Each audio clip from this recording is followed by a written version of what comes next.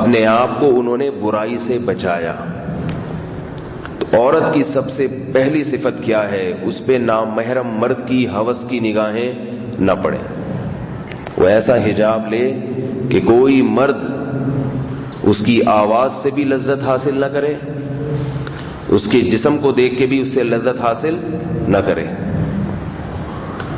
یہ سب سے پہلی صفت ہے عورت کی۔ اگر کوئی عورت اس معیار پہ پوری نہیں اترتی تو جو مرضی کر لے، اس نے اللہ کا ایک بہت بڑا حکم توڑ دیا۔ عورت کی زینت اصل میں ہے کس کے لیے؟ اس کے شوہر کے لیے۔ باقی وہ زینت اختیار کر سکتی ہے اپنی سہیلیوں کے سامنے، جو خواتین جو اس کی دوست ہیں ان کے سامنے زینت اختیار کر سکتی ہے۔ عورت کا عورت سے کتنا پردہ فرض ہے یہ مسئلہ بھی بتا دوں۔